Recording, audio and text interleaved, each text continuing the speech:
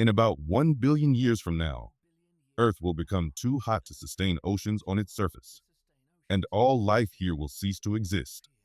That's why we're already looking for a new home. The explorer within us has made it possible to conquer the harshest corners of our planet. We've navigated through thick jungles, creating paths where none existed before, discovering new species, and establishing safe habitats in the heart of wilderness. In the early 20th century, adventurers, armed with only basic tools, ventured into the realm of eternal ice and silence, Antarctica. Surviving in this frozen wasteland required immense creativity and adaptability. Today, our ambitions stretch far beyond the most remote parts of Earth as we gaze into the night sky, wondering if there is another place like home out there for us. For a long time, we've considered Mars as the next stop in humanity's cosmic journey, but that turned out to be nothing more than a fantasy, a long shot, an impossible dream. It seemed like there would be no place else for us, until one day, we discovered Titan, an enigmatic celestial body so similar to Earth that it renewed our hope in the search for a second home. What does it take to build a colony millions of miles away from Earth? Why is colonizing Mars a bad idea? And is our technological progress sufficient to send human colonists on a one-way trip to Titan? On Earth, we have terrain we can work with, oxygen to breathe, drinking water, comfortable temperatures, and protection from harmful radiation. All of these are vital for life as we know it. But finding all of these conditions elsewhere in space is like winning the lottery. Take Mars, for example. Geological records show that the planet was once like Earth.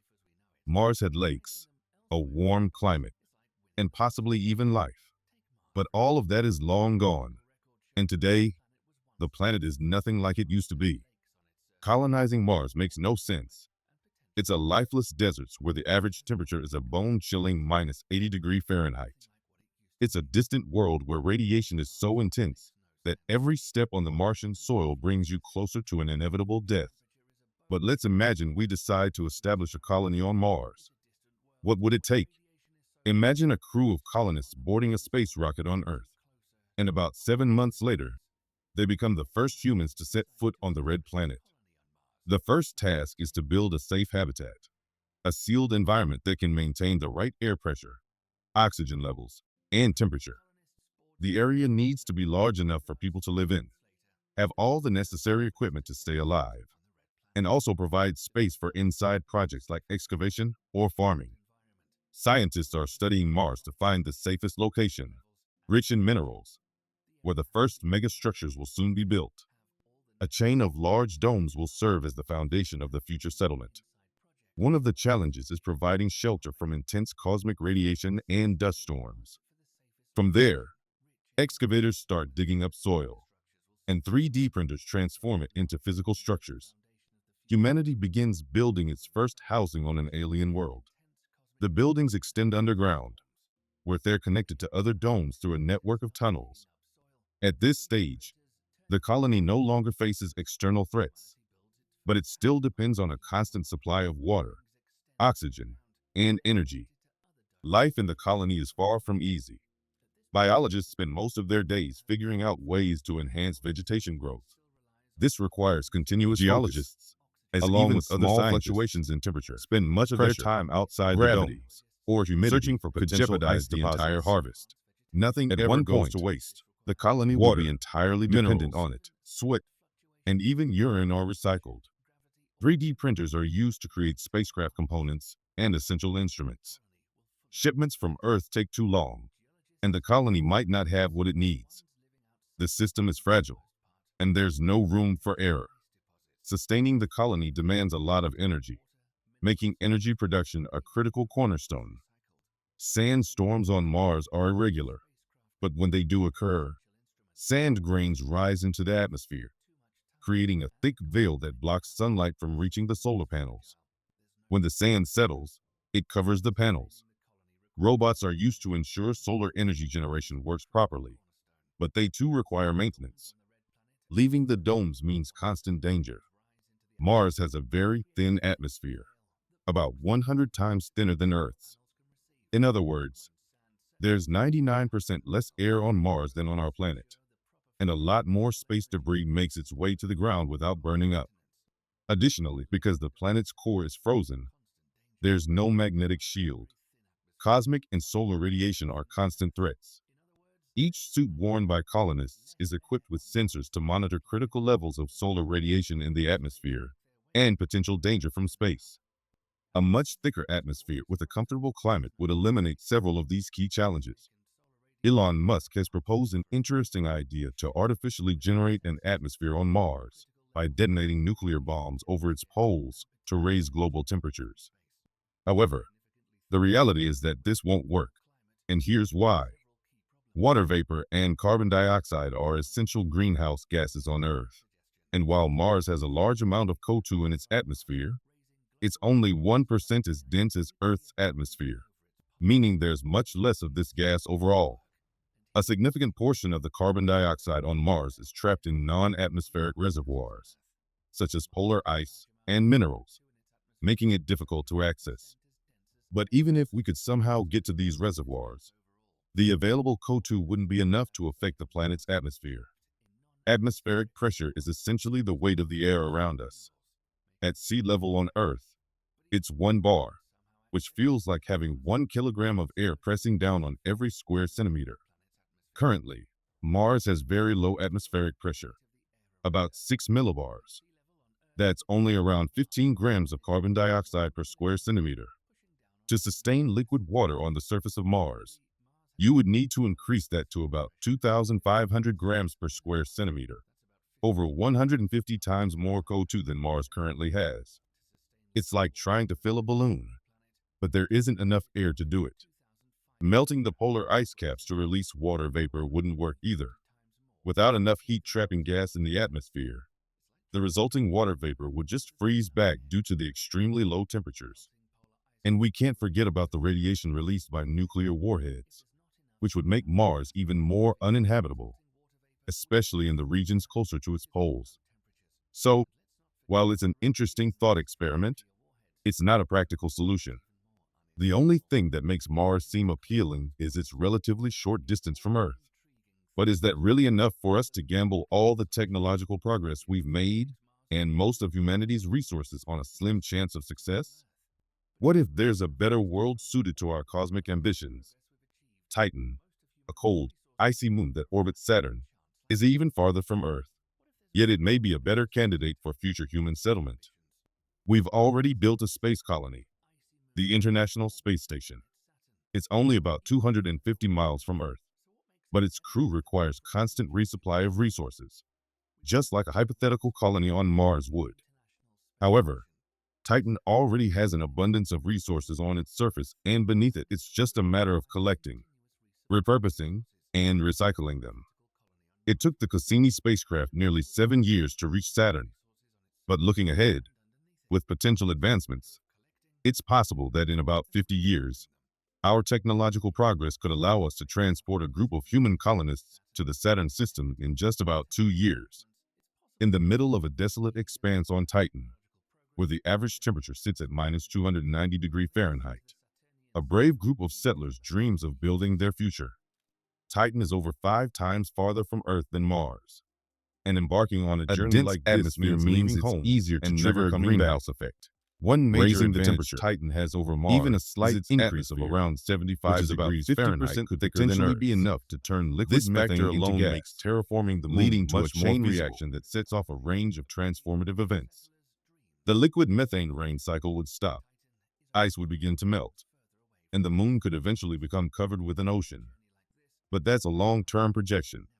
This process would take time, and a lot of it. So far, the colony operates under a deadline, relying on finite resources of energy, food, oxygen, and water brought from Earth. Just like on Mars, settlers need specialized heated suits and respirators, but at least they won't have to be pressurized. The atmospheric pressure on Titan is 50% higher than Earth's, which feels like being 50 feet underwater. On Mars, the pressure is too low, and if you tried walking there without a pressure suit, it would be almost like being exposed to open space. Skin and muscles would swell and expand, joints would stiffen, lungs would rupture, and the fluids in your body, including blood, would boil. Not exactly a fate most would choose for themselves. The surface of Titan is hostile, but it's also a treasure trove of resources. For one, Saturn's largest moon is a hydrocarbon factory. One of the hydrocarbons is propylene, which on Earth is used to form basic ingredients for plastics and resins. These materials, which humanity has mastered for ages, could become key construction resources on Titan, used to create durable, lightweight structural elements for habitats, insulation materials, tools, and perhaps even components for communication devices. The colony lives in eternal dusk. Even when it's the brightest part of the day, Titan is still shrouded in a hazy atmosphere, which makes navigation on the moon challenging. However, they may not even need protection like domes to start establishing the first habitats. Although Titan has no magnetic field, it is shielded by Saturn's rotating magnetic field, and it spends roughly 95% of its time under the protection of the ringed planet. As they discover the alien world of Titan, it begins to seem not so alien after all. There are dunes, rivers, lakes, seas, and even seasonal changes, though they're very slow and occur once every 7 Earth years. Instead of water, the moon's surface is filled with liquid methane and ethane. Natural gas on Earth is mostly made of methane, and there's so much of it on Titan that if there were any oxygen, the moon would erupt. The colony finds a perfect use for the abundance of methane. Since Titan is 880 million miles away from the sun, solar energy generation is out of the question.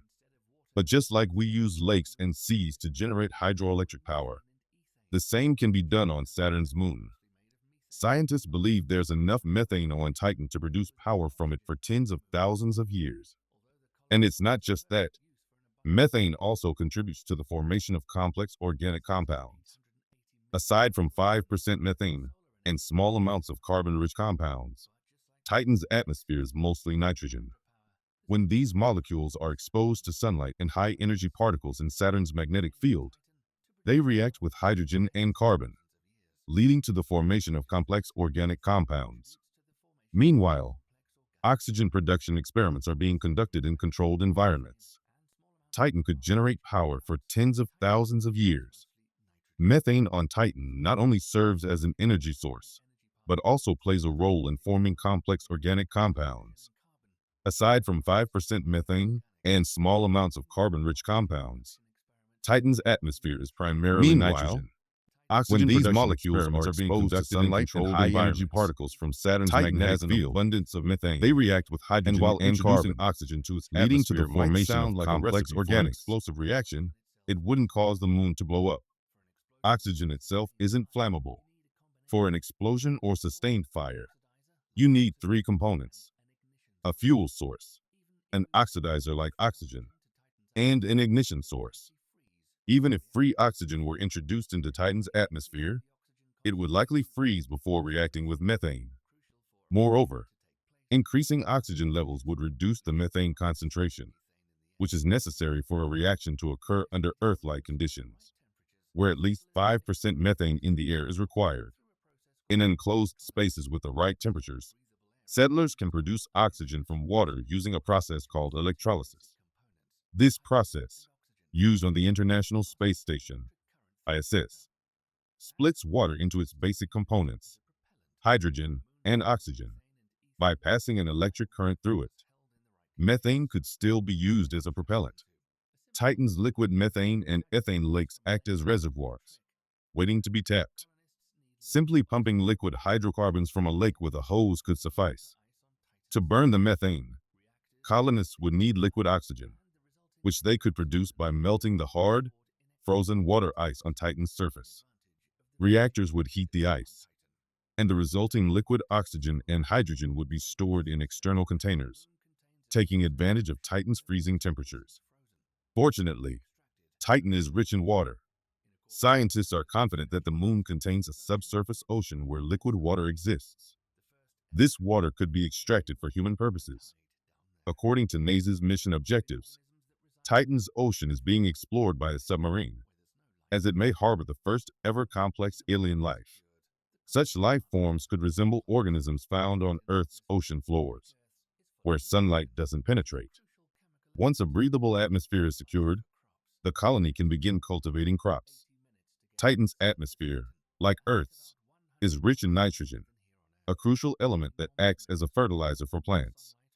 However, sunlight takes approximately 80 minutes to reach Titan and is 100 times dimmer than on Earth. Using enormous mirrors to concentrate sunlight on Titan's surface wouldn't work, not only because of the distance from the sun, but also because Titan orbits Saturn instead of the sun. The colony faces another challenge: creating a source of artificial sunlight. One idea involves creating a glowing ball of molten tungsten, heated to the temperature of the sun. Tungsten has unique properties, including the ability to remain liquid at extremely high temperatures, which could allow it to retain a spherical shape. If tungsten were a gas, it would disperse into space, but as a liquid, it could serve as a stable source of heat and light. To make this concept a reality, colonists would have ample working hours, as one day on Titan lasts about 15 Earth days. Establishing a colony on Titan wouldn't be easy, but compared to Mars, it could be an ideal location for an endeavor of this scale. Titan isn't the only moon under consideration for colonization, though. Europa, Enceladus, and Ganymede also hold potential. Want to learn more about their possibilities? Drop a comment below and give us a like so we know you're interested in hearing more on this topic. Thanks for watching.